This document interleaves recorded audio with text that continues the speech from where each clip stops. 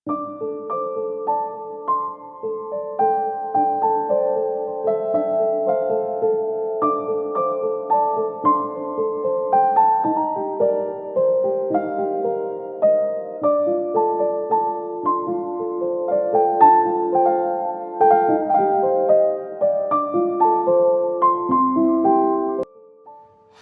Everyone, good morning.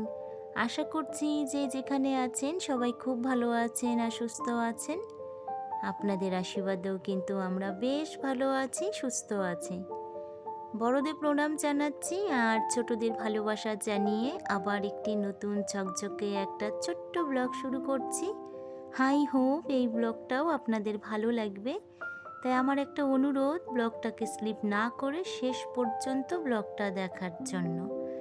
তো এখন ঘড়িতে 8:30টার মতন বাজে। তো আজকে কিন্তু আমি এখান থেকে আপনাদের সাথে নিয়ে আমার এই সুন্দর ছোট্ট একটা ঝকঝকে ব্লগ শুরু করে দিলাম। তো আজকে না ঘুম থেকে উঠতে কিন্তু একটু লেট হয়ে গেছে, রোজকার তুলনায় আর কি একটু লেট হয়ে গেছে আজকে। তো ঘুম থেকে উঠতে লেট হয়ে গেছে তার একটাই কারণ, গতকাল সারা রাত ঠিকঠাক মতন ঘুম আসতে পারিনি। কারণ আমাদের এখানে কয়েকদিন যাবৎ যা গরম পড়ছে, তো সারাটা দিন যা গরম থাকে না, তো রাতে না বীভৎস কিন্তু আরও গরম লাগে। তো ফ্যানের হাওয়া ঠিক মতন কিন্তু কাজও করছে না। তো দুরাত হলো ঠিকঠাক মতন ঘুমও আসতে পারছি না। তো শরীরটাও খুব একটা বেশি ভালো লাগে না। তো সকালবেলা তার জন্য না একটু লেট হয়ে যায় আর কি ঘুম থেকে উঠতে। তো ঘুম থেকে উঠেই সমস্ত কাজকর্মগুলো সেরে নিয়েছি। আজকে আর কিছু শেয়ার করিনি, কারণ লেট হয়ে গেছে উঠতে ঘুম থেকে। তো ভিডিও যদি করে কাজগুলো করি তাহলে আরও লেট হয়ে যাবে। তো সমস্ত কাজকর্ম সেরে তারপরে যে ছাদে এসেছি, বিছানার চাদর মশারি এগুলো ধুয়ে দিয়েছি। তো সেগুলো এখন একটু মেলে দিব। তার আগে গাছ থেকে কিছু ফল পেড়ে নিলাম। তো এতদিন খেয়াল করিনি, আজকে যখন গেটের বাইরে ঝাড় দিচ্ছিলাম তখন দেখি পাখিতে হয়তো খেয়েছে, ফলগুলো পড়ে আছে, খাওয়া ফল আর কি, পাখির খাওয়া ফল পড়ে আছে। তখনই ভাবলাম যে হয়তো ফলগুলো পেকেছে তাই পাখি খাচ্ছে। তো ছাদে যে জামা কাপড় মেলতে এসে তো গাছটার সামনে গিয়ে দেখি কিছু কিছু ফল না বেশ লাল হয়েছে। তো হাতের সামনে যে কটা পেলাম সে কটা ফল পেড়ে নিলাম। আর অনেকটা ওপরে আর দূরে কিছু ফল আর কি দেখলাম লাল হয়েছে। তো সেগুলো তো আমার পক্ষে পারা সম্ভব না, অনেকটা দূরেও আছে ফলগুলো আর অনেকটা উঁচুতে।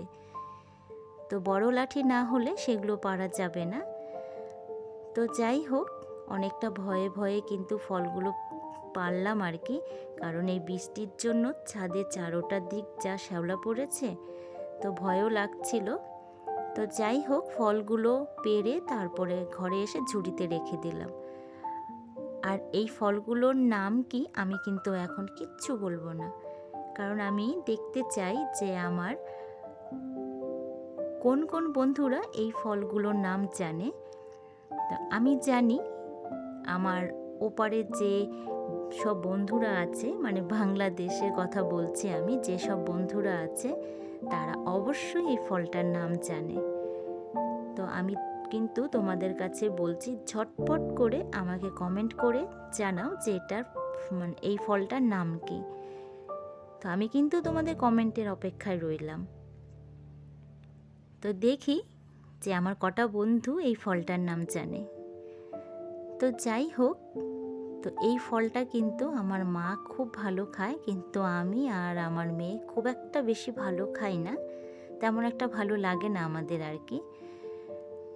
তো যাই হোক, তো ফলগুলো রেখে তারপরে এই যে বেডরুমে এখন হচ্ছে ক্লিনের কাজগুলো করব। তো সকাল থেকেই দেখছি যা রোদ, তো তাড়াতাড়ি এখন ঘরে যে সমস্ত ক্লিনের কাজগুলো আছে তাড়াতাড়ি কাজগুলো সেরে নিব, কারণ দুপুরে এতটা রোদের তাপ থাকে না আর এত গরম থাকে, সত্যি মানে কাজকর্মগুলো করতে একদমই ইচ্ছে হয় না। তো সকাল থেকেই কিন্তু গরম, তবুও তো এই কাজগুলো আর ফেলে রাখলে হবে না, কাজগুলোকে তো করতেই হবে যতই গরম থাকুক আর যাই থাকুক। তো সকালে একটু আর কি দুপুরের তুলনায় আর কি একটু ঠান্ডা থাকে আর কি। তো বিছানাটা ভালো করে গুছিয়ে বালিশ কভারগুলো লাগিয়ে তারপরে যে গাছটাকে একটু মুছে বারান্দায় রেখে দিলাম একটু রোদ খাওয়ানোর জন্য। তারপরে ঘরটাকে একদম ভালো করে ক্লিন করে যে জানালার পর্দাগুলো না টেনে রেখে দিলাম, কারণ সূর্যের যা তাপ আর যা আলো, তো বিছানাটা না এত গরম হয়ে থাকে রাতের পরে ঘুমাতে কিন্তু আরও অসুবিধে হয়ে যায়। তো মনে হয় যেন একদম উপরে যেন গরম কোনো কিছু রেখে দিয়েছে, এতটা গরম হয়ে থাকে বিছানাটা। তাই জানালার পর্দাগুলো টেনে আমি দরজা বন্ধ করে ঘরটা থেকে বেরিয়ে চলে এসেছি এই যে লিভিং রুমে। তো এই লিভিং রুমের এখন ক্লিনের কাজগুলো করব। তো এই যে ড্রেসিং টেবিলটা একটু মুছে নিচ্ছি। তো ফার্নিচারগুলো তো প্রতিদিনই কম বেশি একটু না একটু মুছতেই হয়, কারণ যা ধুলো পড়ে না, 2-1 দিন পর মুছলে তখন পরিশ্রমটা একটু বেশি হয়ে যায়। আর রোজ যদি একটু একটু করে মুছে রাখি তাহলে কিন্তু পরিশ্রমটা অতটা হয় না। তো এই যে ড্রেসিং টেবিলের যে কাপড়টা আমি পেতে দিই, সেলুলার কাপড়টা, এই কাপড়ে যে আমি হাতের কাজটা করেছি ক্রস স্টিচ, যেটা আর কি আসনের সেলাইয়ের ডিজাইন, তো এটা কিন্তু আমার নিজের হাতে, তাই আপনাদের সাথে একটু শেয়ার করলাম। তো লাল কাপড়টাও যে পেতে দিলাম সেটাও কিন্তু আমার হাতে বানানো। এগুলো সব না স্কুলের লাইফের আর কি, এগুলো সব রেখে দিয়েছিলাম। তো এখন না একটা দুটো করে সব বের করছি, আর মাও না বকা দিচ্ছে যে এগুলো সব রেখে দে স্মৃতি হিসেবে। তো মনটা মানে না যে জিনিসগুলো এত সুন্দর করে বানিয়েছি। তো এগুলো না সত্যি মানে ইচ্ছে হয় যে সবগুলো সুন্দর করে পেতে পেতে রাখি আর কি, জায়গা যেগুলো আর কি রাখা যায়। তো দেখতে বেশ ভালো লাগে, নিজের হাতের জিনিস সে দিয়ে ঘর সাজানো। তো যাই হোক, তো ড্রেসিং টেবিলটা ভালো করে গুছিয়ে তারপরে যে ফ্রিজটাকে একটু মুছে রাখলাম। তো দেখবেন ফ্রিজটা যদি কয়েকদিন পর পর একটু মুছে রাখা হয় তাহলে কিন্তু খুব একটা বেশি নোংরা হয় না।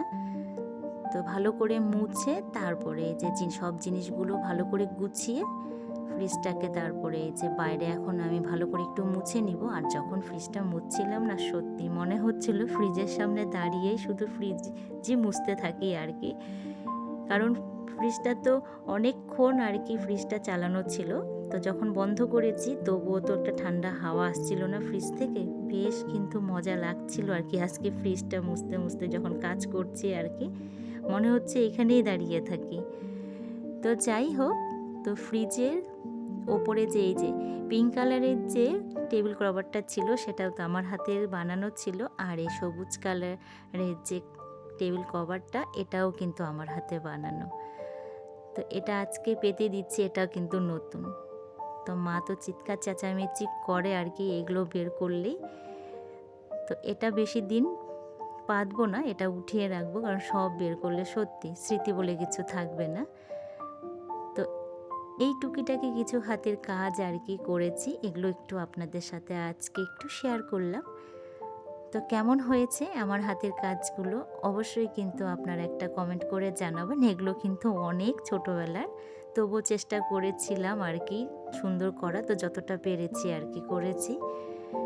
তো যাই হোক, তো ঘরটা মুছে তারপরে এই যে সিঁড়ির ওপরে যে ঠাকুরের সিংহাসনটা থাকে তারই সামনে একটু বসে এই যে হাতে একটু কাজ করছি আর কি, আলপনা দিচ্ছি, একটু চেষ্টা করছি করার, জানি না কতটা করতে পারবো। তো অনেক দিন পরে আর কি করছি, তো একটু না হাত কাঁপছে কিন্তু, কারণ এই সংসারের কাজের চাপে না এই সমস্ত কিছু একদমই করা হয় না। তো অনেক দিন পরে এই যে আলপনার ডিজাইনটা দিচ্ছি, তো নিজের মনের মতন করে দিচ্ছি, জানি না কেমন হবে। তো যে ফাইনালি কিন্তু আমার একদম পুরোপুরি আলপনাটা কমপ্লিট হয়ে গেছে। তো কেমন হয়েছে বন্ধুরা আমাকে কিন্তু একটা অবশ্যই কমেন্ট করে জানাবেন।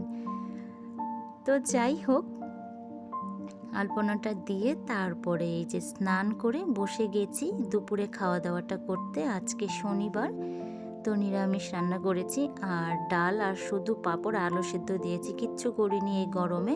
যদি শনিবার না হতো তাহলে হয়তো পাতলা করে মুসুরির ডাল আচার দিয়ে বা লেবু দিয়ে খেতাম, কিন্তু শনিবার বলে আর মুসুরির ডালটা করলাম না। তো যাই হোক বন্ধুরা, আজকের মতন ভিডিওটা এই পর্যন্তই। তো ভালো লাগলে একটা লাইক, কমেন্ট, শেয়ার আর চ্যানেলটা সাবস্ক্রাইব করতে ভুলবেন না। তো আপনারা ভালো থাকুন।